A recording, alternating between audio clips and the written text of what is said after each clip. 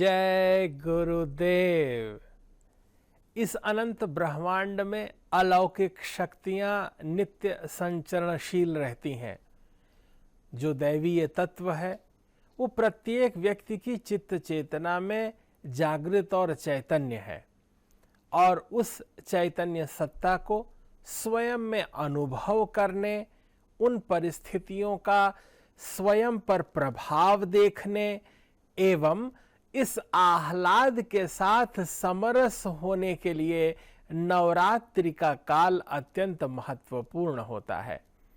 नवरात्रि के 9 दिन प्रत्येक व्यक्ति के जीवन में, चित्त चेतना में और व्यवहार में परिष्कार के लिए अत्यंत महत्वपूर्ण और आवश्यक है। नवरात्रि की यह सुंदर भव्य दिव्य छटा चारों ओर बिखरी हुई है। हम मां चंद्र घंटा की स्तुति कर रहे हैं। तृतीय दिवस में मां चंद्र घंटा का पूजन, स्मरण, चिंतन अत्यंत आह्लादकारी होता है। जो भी जातक मां चंद्र घंटा की स्तुति करते हैं उनके जीवन में यश, कीर्ति, मान और प्रतिष्ठा का विस्तार हो जाता है। पिंडज प्रवरारूढ़ा चंडकोपास्त्र केर्युता प्रसादम तनुते मह्यम चंद्र घंटेति विश्रुता। मां भगवती चंद्र घंटा एक ऐसी दैवीय तत्व, ऐसी सत्ता है, मां भगवती का वह स्वरूप है जिन्होंने अपने ललाट पर, अपने भाल पर एक ऐसा तिलक लगाया हुआ है जो चंद्रमा के आकार का है, जिसमें चंद्र घंटा नाम ही उनका इसलिए पड़ता है कि जो उन्होंने बिंदी लगाई है वो चंद्रमा के आकार का एक घंटा उसमें बना हुआ है और वे ध्वनि विस्तारक हैं। मां भगवती अपने घोर और रौद्र स्वरूप में जब आती हैं तो रुद्र रूपिणी हो जाती हैं और इतना निनाद होता है कि संपूर्ण शत्रु सेना अस्त व्यस्त हो जाती है। मां भगवती कि वह सिद्धि प्रदान करने वाली देवी भगवती हैं, जिनका स्मरण करने से हमारा मन मणिपुर चक्र में स्थित हो जाता है। तीसरे दिवस में जब मणिपुर चक्र चैतन्य हो रहा होता है, हम अपने मन को वहां स्थित कर देते हैं और मां भगवती चंद्र घंटा का स्मरण करते हैं तो हमारी चित्त चेतना चैतन्य हो जाती है।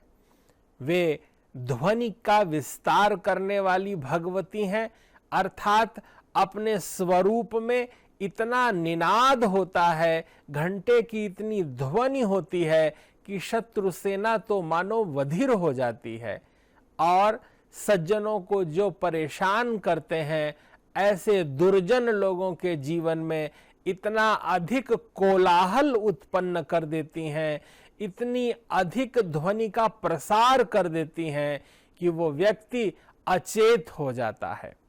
मां भगवती चंद्र घंटा कृपा प्रसादिनी है। वे सात्विक लोगों पर सदा अनुकूल भाव बनाए रहती हैं।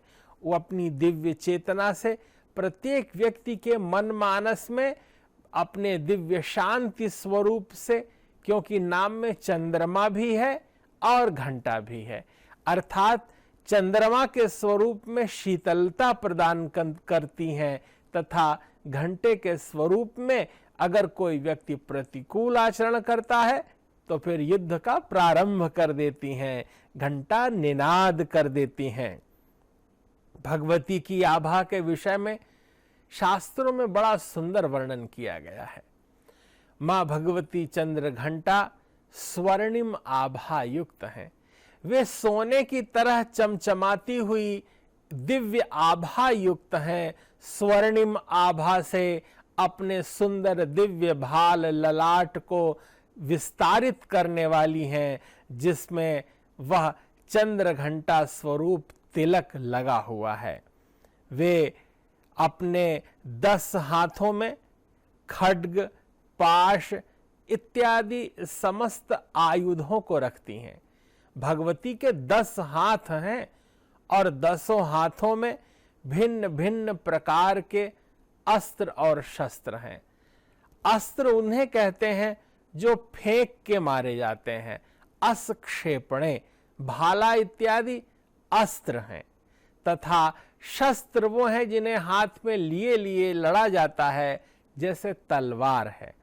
तो मां भगवती के 10 हाथों में अस्त्र शस्त्र हैं और उससे सुसज्जित युद्ध के लिए वे निरंतर तत्पर रहती हैं, तैयार रहती हैं। भगवती की सवारी के विषय में भी विशेष रूप से चर्चा करनी चाहिए। तो भगवती की सवारी सिंह है। भगवती सिंह पर सवार रहती हैं। प्रत्येक दिनों में जब हम कलश स्थापन करते हैं, प्रथम दिवस में मां भगवती का आवाहन करते हैं, तब वो भिन्न भिन्न अपने स्वरूप और भिन्न भिन्न वाहनों से आती हैं। उसी तरह तीसरे दिन में चंद्र घंटा माता का जब हम स्मरण करते हैं, तो वो सिंह वाहिनी होती हैं। 10 हाथों में अस्त्र शस्त्र से सुसज्जित होती हैं। उनके माथे पर चंद्रमा के आकार का एक चंद्र घंट बना हुआ एक बिंदी शोभित होती रहती है और वे युद्ध के लिए तैयार रहती हैं। भगवती जिस पर कृपा करती हैं, उसका फल वीरता है। जातक कोई भी व्यक्ति, सांसारिक प्राणी, उसके जीवन में निर्भयता आ जाती है।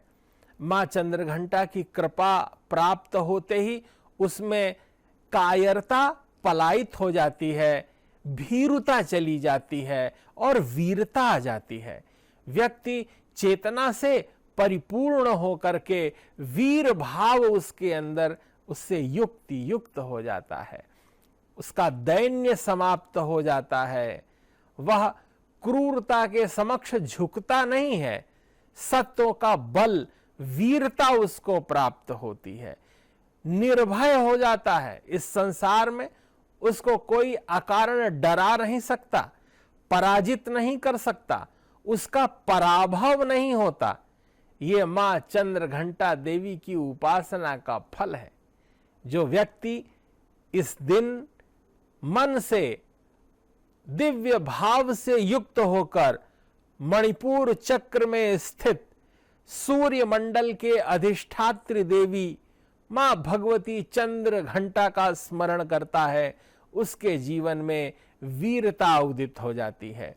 ब्रह्मांड में वह निर्भय हो जाता है, क्लेश रहित जीवन जीता है।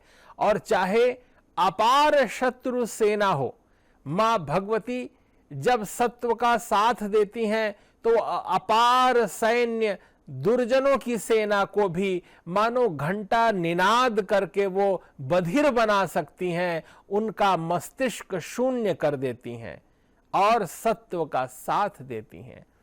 जो भी जातक, जो व्यक्ति मां चंद्र घंटा की उपासना तृतीय दिवस में करते हैं, उनके जीवन में दिव्यता का अभ्युदय होता है। अनंत आनंद और आह्लाद चैतन्य हो उठता है। मां भगवती की ये कृपा सदा बरसती रहती है।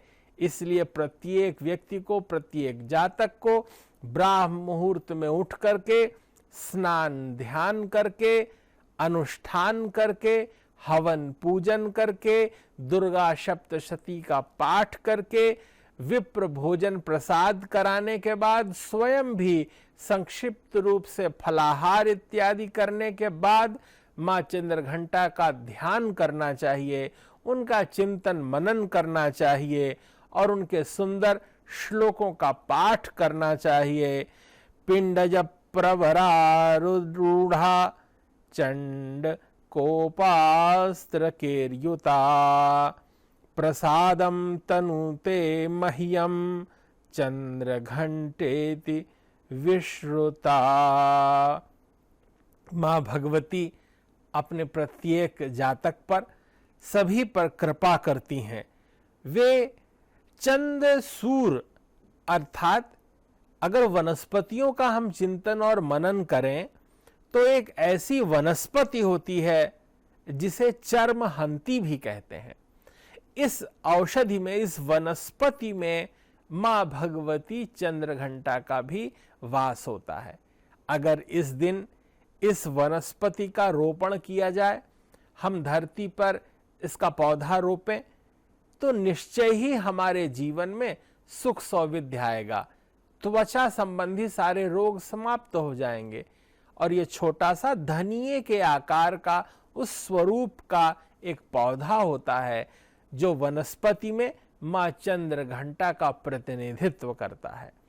इसलिए प्रत्येक चराचर जगत में, ब्रह्मांड में जो कुछ भी है उसमें भगवदीय सत्ता का स्वरूप देखना चाहिए और ये समझना चाहिए कि यह अलौकिक ब्रह्मांड उस परम सत्ता का ही विस्तार है जो वेद की ऋचाओं में स्पंदित है, जो अग्निमीणे पुरोहितम, ऋग्वेद के पहली ऋचा का पहला अक्षर जो अक है, उसमें ही संपूर्ण ब्रह्मांड समाया हुआ है। क्योंकि यह सारा संसार शब्दमय है और शब्दमय संसार की शुरुआत, प्रारंभ और उसका बीज अक है। जैसे एक शब्द में संपूर्ण शब्द संसार है, उसी तरह एक वनस्पति में, एक छोटी सी पौधे की एक संक्षिप्त सी जड़ में देवी मां की भगवदीय कृपा निरंतर अनुस्यूत है। छोटी से छोटी चीज भी बड़े से बड़ा फल कर सकती है। इसलिए संपूर्ण ब्रह्मांड की उस अलौकिक, दिव्य और भगवदीय चेतना में देवत्व का वास रहता है। प्रत्येक व्यक्ति के मन मानस में आह्लाद रहता है और इस प्रसन्नता को अपने जीवन में रूपायित करने के लिए प्रत्येक व्यक्ति को, प्रत्येक जातक को शुद्धि का वर्ण करना चाहिए। जब जातक शुद्धि का वर्ण करता है, शुद्धि का संस्कार होता है, स्वयं का शोधन करता है, तो वो परम सत्ता, वो भगवदीय सत्ता मुखरित होकर अपना कृपा प्रसाद बिखेरने लगती हैं, फैलाने लगती हैं। मां भगवती के तीसरे दिन चंद्रघंटा के स्वरूप में 3 वर्ष की कन्या को अपने घर में बुलाना चाहिए और उसको भोजन प्रसाद कराना चाहिए। यह भी कहा गया है कि संपूर्ण मातृशक्ति देवियों में हम आदर का भाव रखेंगे तो मां भगवती प्रसन्न होंगी। इस संसार में जो मातृ तत्व है वह प्रासादिक हो जाता है। यदि प्रसन्न हो जाता है तो प्रभु की कृपा स्वयमेव बरसने लगती है।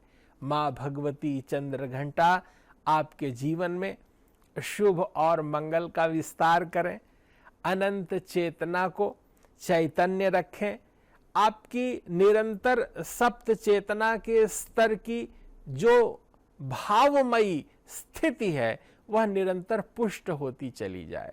जागृत, स्वप्न और सुषुप्ति की चेतना से ऊपर उठें। तुरीय, तुरीयातीत भगवत चेतना और उस ब्राह्मी चेतना का संस्पर्श पाने के लिए भावातीत ध्यान का नित्य अभ्यास, सिद्धि के सूत्रों का अभ्यास, अपने जीवन को निश्चिंत बनाने के लिए, निर्भर करने के लिए, सहज करने के लिए आप मां चंद्रघंटा का स्मरण, पूजन, ध्यान, अनुष्ठान संकल्प पूर्वक करें, जिससे आपके जीवन में सुख सौविध्य अवतरित होगा, आपकी मनोकामनाएं पूर्ण होंगी और एक अलौकिक आनंद आप पर निरंतर बरसता रहेगा। जय गुरुदेव, जय महर्षि।